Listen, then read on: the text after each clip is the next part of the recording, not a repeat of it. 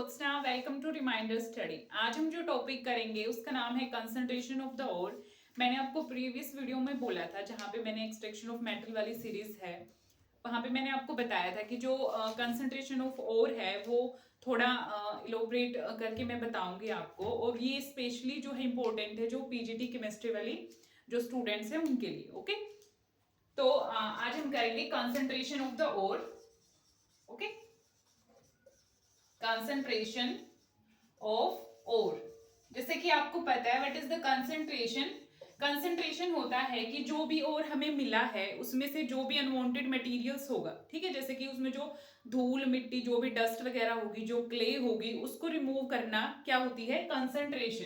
ठीक है, removing of unwanted materials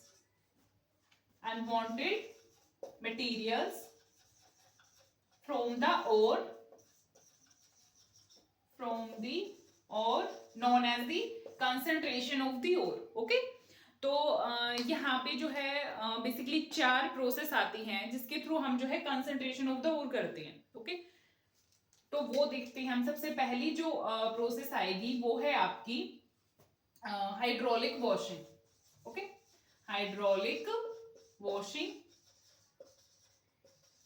Second is the magnetic separation.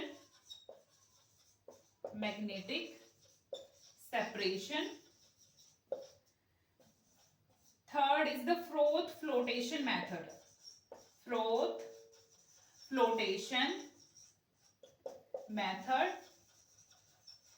And last is the leaching. One by one हम इनको देखेंगे कि कैसे इनमें कंसंट्रेशन ऑफ ओर की जाती है। सबसे पहले बात करेंगे हम हाइड्रोलिक वॉशिंग की।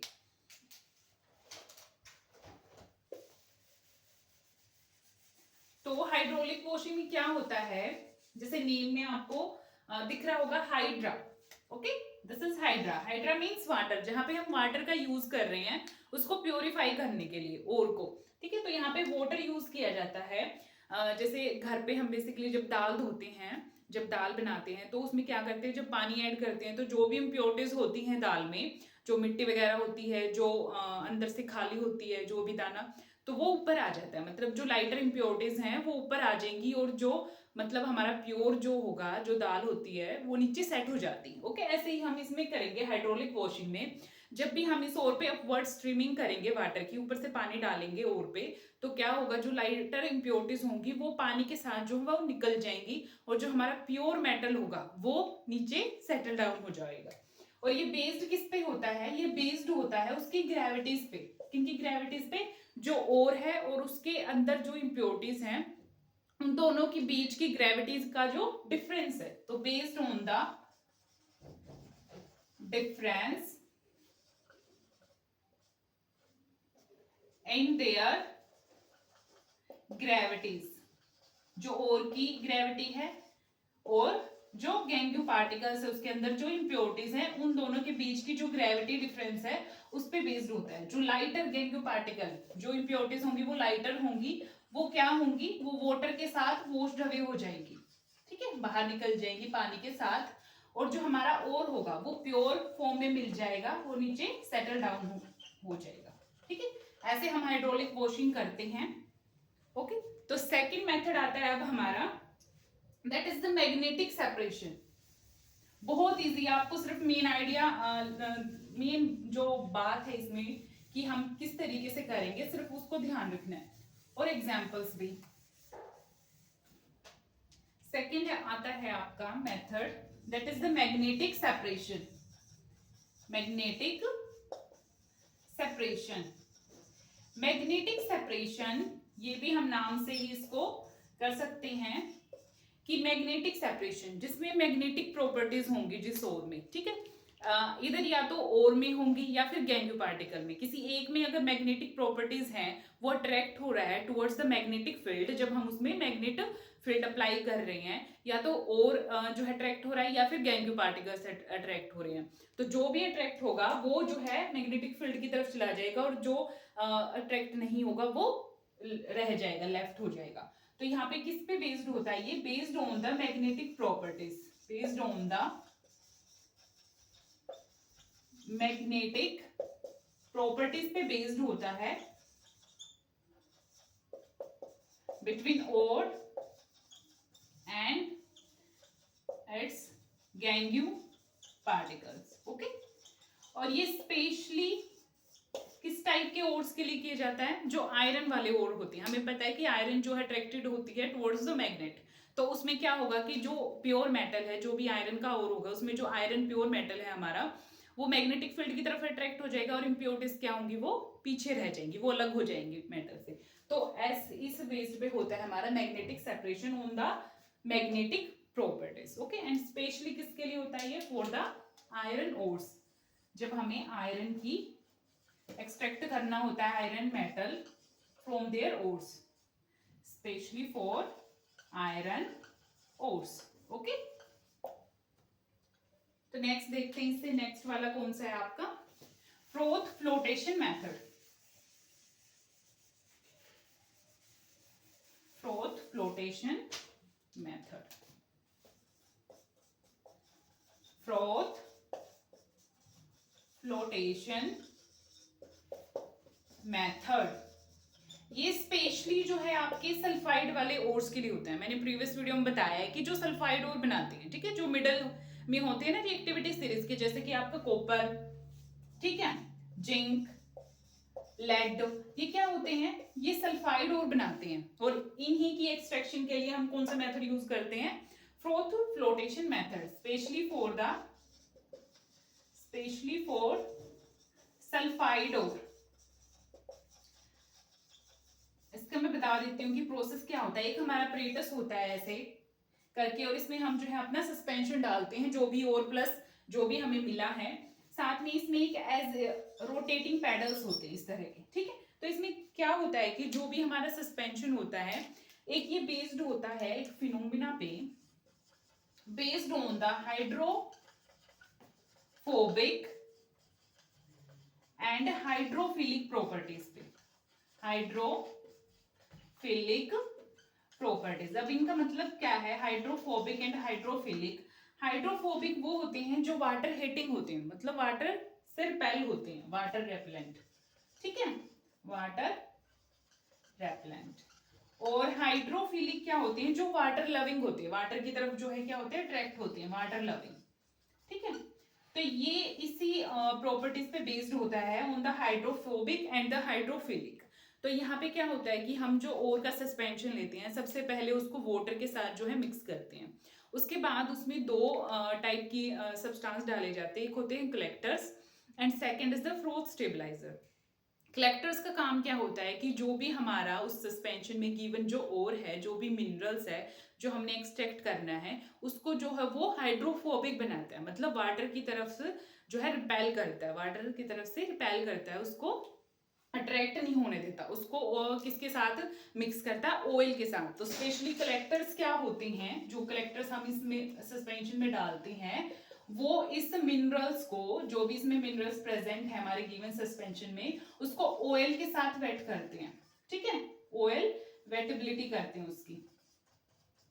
और जो हमारा गैंग्यू पार्टिकल्स हैं, जो इस ओर में गैंग्यू पार्टिकल्स हैं, वो किससे वेट होंगे? वाटर से, ठीक है। जैसे ही अब इसमें एक रोटेटिंग पैडल होता है, ये हमारा इसमें सस्पेंशन है जिसमें हमारे मिनरल्स भी हैं प्लस हमारी जो है गैंग्यू पार्टिकल्स भी हैं। जैसे हमने इसमें कलेक्टर डाला, कलेक्टर्स ऐड किए, तो कलेक्टर्स ने क्या किया कि जो ये मिनरल्स हैं इनको तो ऑयल्स के साथ बाइंड कर दिया, जो गैंग्यू पार्टिकल्स थे वो वाटर के साथ बाउंड हो गए। ओके, और यहाँ पे जो रोटेटिंग पैडल है, जब ये रोटेट हुआ, ये जो रोटेटिंग पैडल है, तो इसने क्या किया? एक फ्रोथ बना दिया। जैसे घरों में जब मक्खन निकालते हैं तो जो ग्राइंडर होता है वो क्या बना देता है? मक्खन ऊपर आ जाता है और जो लस्सी बनती है वो नीचे रह जाती है। तो कुछ ऐसा ही प्रोसेस यहाँ पे होता है कि जैसे ये रोटेटिंग पैडल रोटेट होंगे, तो जो मिनरल्स हैं विद दी जो ऑयल्स के साथ डिजोल्व हैं, तो वो ऊपर आ जाएंगे as in the form of froth, और जो इम्प्योरिटीज होंगी वो नीचे रह जाएंगी। और यहाँ पे एक और चीज हम जो है ऐड करते हैं, उसका क्या नाम होता है? फ्रोथ स्टेबलाइजर, ठीक है। फ्रोथ स्टेबलाइजर्स, इनको डेप्रेसेंट भी बोलते हैं। इनका काम क्या होता है कि जो भी ये फ्रोथ बनी है ना ऊपर, इसको स्टेबल करने का काम, ठीक है, इसको स्टेबल करने का काम करते हैं फ्रोथ स्टेबलाइजर। ऐसे हम जो है ऊपर से इस फ्रोथ को स्किम्ड ऑफ कर लेते हैं, निकाल लेते हैं, और फिर इसको ड्राई करके क्या कर लेते हैं, रिकवरी हो जाती है हमारी किसकी, मेटल की। ओके, जो मिनरल हमने निकालना है इस गिवन ओर में से। तो ये सारा प्रोसेस होता है। बेसिकली आपको समझाने के लिए था, आपको ध्यान में रखने वाली कौन सी बात है कि ये किस टाइप के ओर्स के लिए किया जाता है, फॉर द सल्फाइड ओर्स के लिए, ठीक है, जिसमें आपके एग्जांपल आते हैं कॉपर, जिंक, लेड। और ये किस बेस पे होता है, based on the hydrophobic and the hydrophilic properties पे। और फ्रोथ स्टेबलाइजर का यूज होता है और कलेक्टर्स का यूज होता है। अच्छा, अगर इसी में आपके एक ही ओर में दो टाइप के सल्फाइड ओर हैं, मान लिया आपका जो है जिंक वाला ओर हो गया और लेड वाला ओर हो गया, ठीक है, जैसे इसी एक गिवन ओर में आपके दो टाइप्स के सल्फाइड ओर हैं,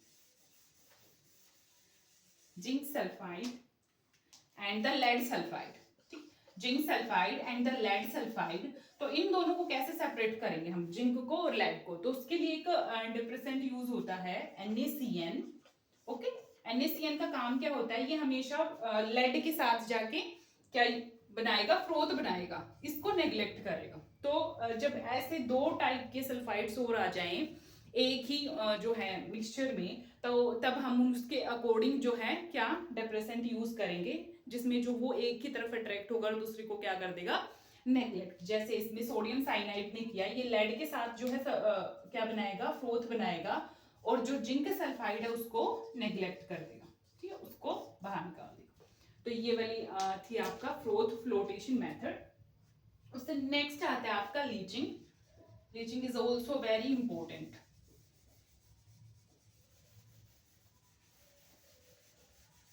फोर्थ मेथड है आपका लीचिंग, जिसमें बेसिकली आपके दो टाइप्स का जो ओर है उसमें से एक एल्यूमिनियम मेटल्स को निकालते हैं, हम एक्सट्रैक्ट करते हैं, और दूसरा for the silver and the gold,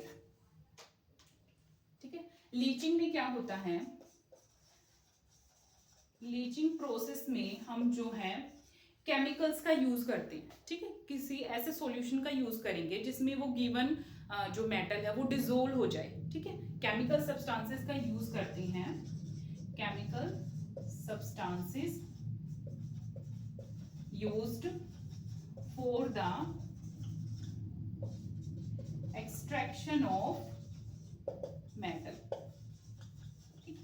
जैसे यहाँ पे अगर हम बात करें एल्यूमिनियम की, एल्यूमिनियम का मैंने प्रीवियस वीडियो जहाँ पे मैंने मेटल्स एंड ओर करवाए हैं वहां पे बताया कि जो एल्यूमिनियम का प्रिंसिपल ओर है, एल्यूमिनियम का जो प्रिंसिपल ओर है वो क्या है, बॉक्साइट, ठीक है, बॉक्साइट है।